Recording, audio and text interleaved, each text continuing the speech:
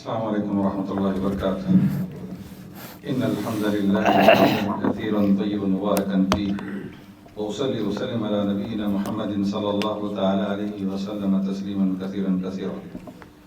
وقال تبارك وتعالى: لا يسأم الإنسان من دعاء الخير، رب اشرح لي صدري ويسر لي أمري واحلل عقدة من لساني يفقهوا قولي.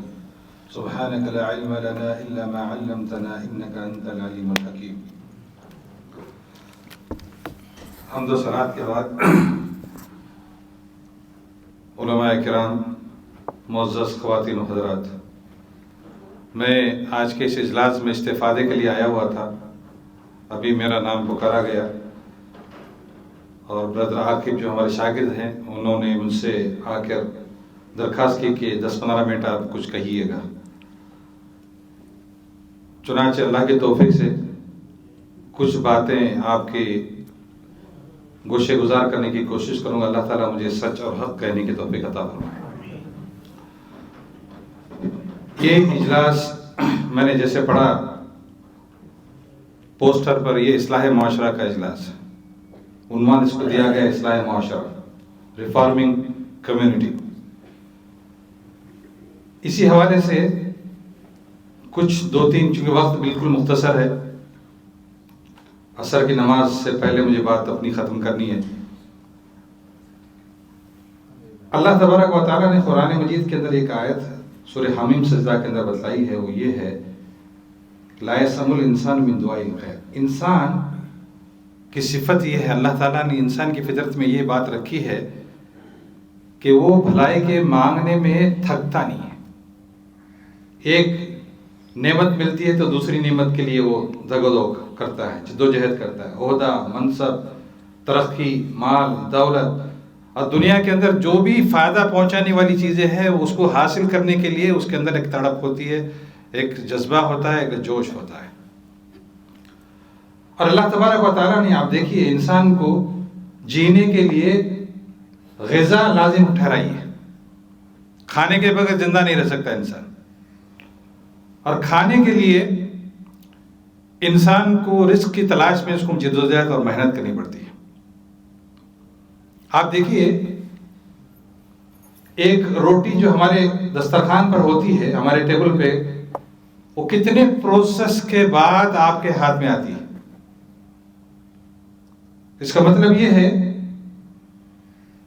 کہ انسان تنہا اس دنیا میں جی نہیں سکتا. اس لیے علامہ ابن خلدون رحمۃ اللہ علیہ نے فرمایا کہ الانسان مدنی بالطبع، کہ انسان طبیعتاً، فطرتاً، خلقتاً وہ کیا ہے؟ ترقی کی طرف جو ہے نا وہ گامزن ہے، کہ وہ ترقی کرنا چاہتا ہے. وہ ترقی خود اکیلا کر نہیں سکتا، اس کے لیے دوسروں کا وہ محتاج بنایا گیا ہے. چاہے بلینر ہو، ملینر ہو، چھوٹا ہو، بڑا ہو، سب ایک دوسرے کے محتاج ہیں. اور ایک دوسرے سے جب ہم ملتے ہیں وہی اسی کو معاشرہ کہتے ہیں، سوسائٹی. اب رزق کی تلاش میں انسان جو نکلتا ہے اپنی ترقی کے لیے، دنیا بنانے کے لیے، تو وہ بطور حق، بطور عدل، بطور انصاف اگر وہ ترقی کرے تو کوئی حرج نہیں. لیکن عموماً یہ ہوتا ہے کہ انسان دوسرے کو نقصان پہنچا کر ترقی کرنے کی کوشش کرتا ہے. آپ دیکھ لیں، کسی بھی چیز کا نام لے لیں، عموماً ایسے ہی ہوتا ہے. عہدہ ہو، منصب ہو، تجارت ہو، دنیا کی کوئی بھی نعمت ہو، رشتہ داروں کے اندر ہو مسئلہ، بھائی بہنوں کے اندر جائیداد کی تقسیم کا مسئلہ ہو، ہر مسئلے کے اندر آپ دیکھ لیجئے انسان دوسرے کو کم فائدہ اور اپنے آپ کو زیادہ فائدہ پہنچانے کی کوشش اور جدوجہد کرتا ہے. اور اسی کی اصلاح کے لیے اللہ تبارک و تعالیٰ نے ہمیں کچھ ایسے اصول اور ضابطے دیے ہیں، اور انہی اصولوں کو اپنا کر ہم اصلاح معاشرہ کا کام کر سکتے ہیں. کیونکہ وقت نہیں، یہ تفصیل میں جایا نہیں جا سکتا، اس لیے میں یہ مختصر تمہید کے بعد اپنی 2-3 باتیں آپ کے سامنے رکھوں گا. اصلاح معاشرہ کے لیے سب سے بنیادی ایک اولین بات یہ ہمارے ذہنوں میں ہونا چاہیے، مردوں کے لیے اور خواتین کے لیے، کہ ہم اپنے حق پر اکتفا کرے. انسان کوشش کرتا ہے کہ اپنے حق سے زیادہ حاصل کرے، لیکن اسے ہمیشہ اپنی لمٹ کے اندر رہنا چاہیے. اپنے حق کے اندر جو ہے نا اس کو محدود رکھنا چاہیے. آپ دیکھیے اللہ تبارک و تعالیٰ نے تجارت کو حلال قرار دیا. وَأَحَلَّ اللَّهُ الْبَيْعَ وَحَرَّمَ الرِّبَا. تجارت میں کیا ہوتا ہے کہ دو شخص، معاشرہ، دو شخص وہ تجارت کرتے ہیں، اب دونوں کے اندر اس کا فائدہ ہے یا نقصان بھی ہوتا ہے تو دونوں کو نقصان ہوتا ہے. لیکن اس کے مقابلے میں دیکھیے اللہ تبارک و تعالیٰ نے سود کو حرام قرار دیا. سود کو اس لیے حرام قرار دیا کہ ایک فریق کو جو سود دیتا ہے وہ نقصان میں رہتا ہے اور جو سود لیتا ہے وہ فائدے میں رہتا ہے. تو اسی لیے اللہ تبارک و تعالیٰ نے یہ معاشرے کا بیلنس ختم ہوتا ہے جس سے فساد اور لڑائی اور جھگڑے اور فتنے ہو سکتے ہیں، تو اس لیے اس کو حرام قرار دیا. اور جبکہ تجارت سب کے لیے حلال قرار دی گئی. وَأَحَلَّ اللَّهُ الْبَيْعَ وَحَرَّمَ الرِّبَا. اب دیکھیں تجارت کے اندر بھی اللہ تبارک و تعالیٰ نے اصلاح معاشرے کے لیے یہ حکم دیا کہ عدل تو یہ ہے کہ پلڑا دونوں ایک جیسا تول کے دیں تو 1 کلو کا پتھر اور 1 کلو کا اناج برابر ہونا چاہیے. لیکن اللہ کے نبی صلی اللہ علیہ وسلم نے معاشرے کے اندر خوشگواری لانے کے لیے فرمایا زن ورجع، کہ تول کے دیں یا ناپ کے دیں، کپڑا ناپ کے دیں تو تھوڑا سا آدھا انچ زیادہ ہی دے دیں. تول کے دیں اناج تھوڑے سے 2-3 مٹھیاں زیادہ ہی جو ہے چاول دے دے یا کوئی اور سامان دے دے تو بہتر ہوتا ہے. اس سے کیا ہوتا ہے؟ معاشرے کے اندر خوشی آتی ہے. جس دکان سے آپ اناج لیں گے، کپڑا لیں گے، جو بھی چیز لیں گے، وہ آپ اس کی بھلائی پھیلائیں گے معاشرے کے اندر. فلاں عبداللہ بھائی، فلاں عبد الرحمن بھائی، فلاں صاحب میرے بھائی بہت اچھا آدمی ہے، بڑا جو ہے اس کا دل اچھا، بڑا جو کشادہ ہے، اس کے لیے بھلائی پھیل جاتی ہے سوسائٹی میں اندر، خوشگواری پھیلتی ہے. اس کے مقابلے میں اگر آپ وہ ڈنڈی مارتا ہے، آپ کے ساتھ خیانت کرتا ہے تو کیا ہوتا ہے؟ معاشرے کے اندر بدنامی پھیلتی ہے. تو میرے بھائی اور بزرگوں، پہلی چیز یہ ہے معاشرے کی خوشگواری اور اصلاح کے لیے کہ انسان کو ہمیشہ یہ کوشش کرنی چاہیے کہ وہ اپنے حق کے اندر رہے، بلکہ اپنے حق پر اکتفا کرے، اپنے حق سے کچھ کم پر ہی وہ اکتفا کرے. جب دینے کی باری آئے تو زیادہ دے، لینے کی باری آئے تو ذرا کم، اپنے حق سے کم پر بھی اکتفا کرے. جائیداد اور پراپرٹیاں بھائیوں کے اندر تقسیم ہوتی ہے، میراث کے اندر کتنے لڑائی ہوتے ہیں.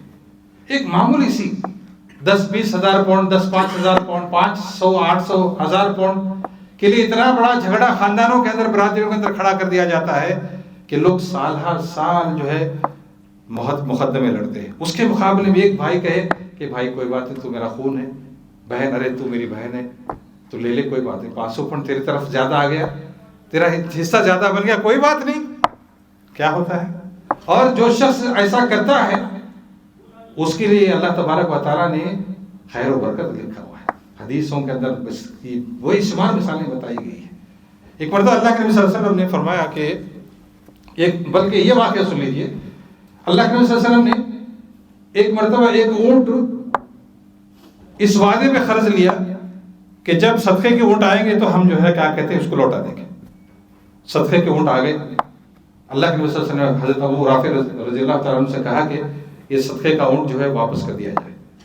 تو حضرت ابو رافع نے دیکھا کہ جو صدقے کے اونٹ آئے ہیں اس میں سے سب بالکل فربا ہیں، مضبوط ہیں، بھاری بھرکم ہیں، موٹے تازے ہیں. جو ہم قرض لیے تھے وہ بالکل دبلا پتلا لاغر سا جو ہے اونٹ تھا، کمزور سا اونٹ تھا.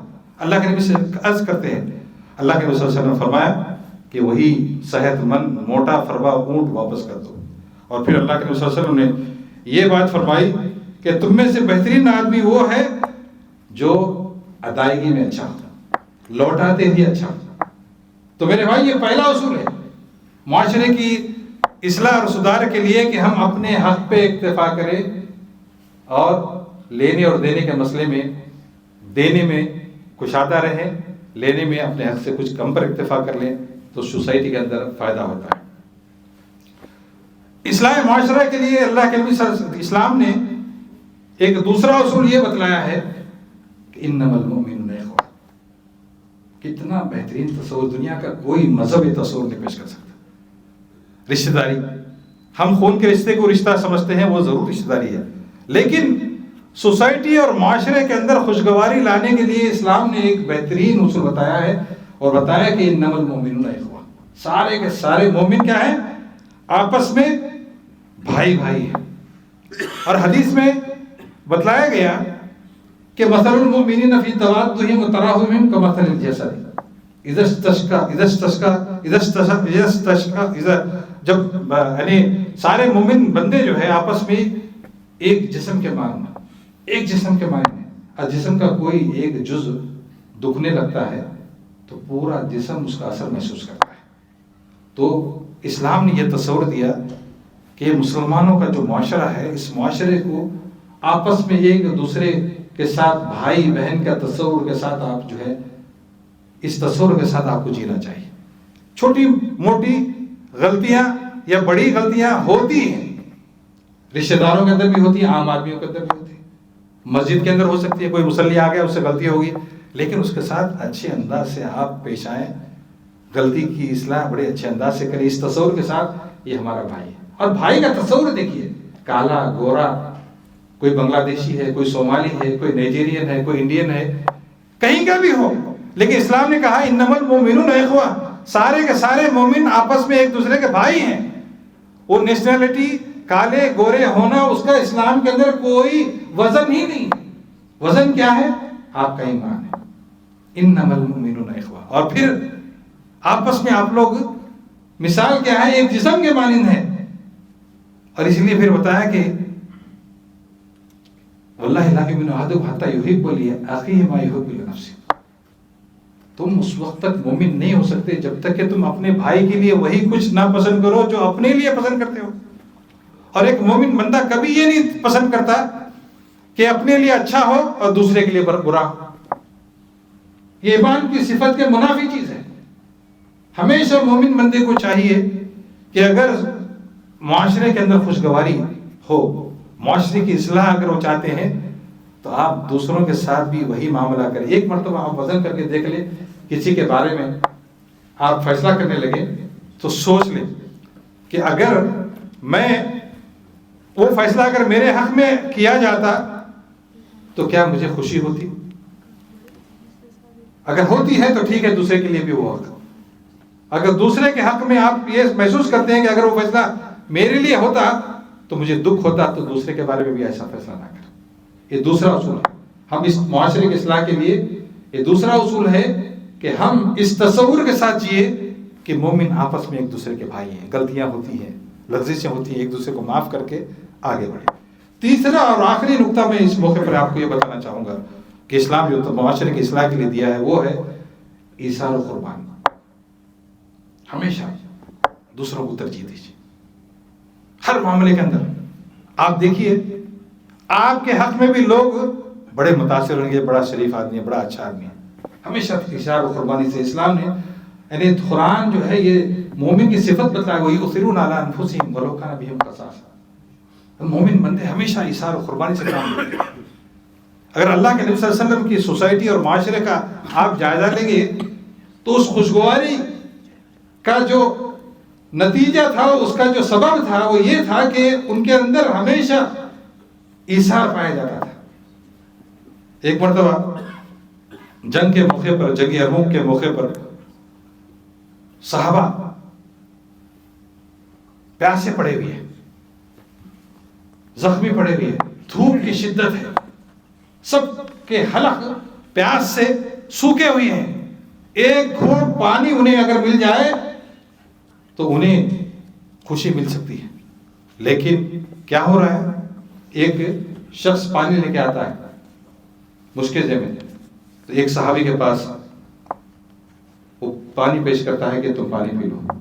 وہ صحابی کہتے ہیں کہ بھئی کیا کہتے ہیں، اگلے فلاں میرے ساتھی کو وہ پانی پلاؤ. اس کے پاس لے جاتے تم پانی پی لو. وہ کہتا ہے کہ مجھ سے زیادہ محتاج وہ میرا صحابی ہے، اس کو پانی پلا دو.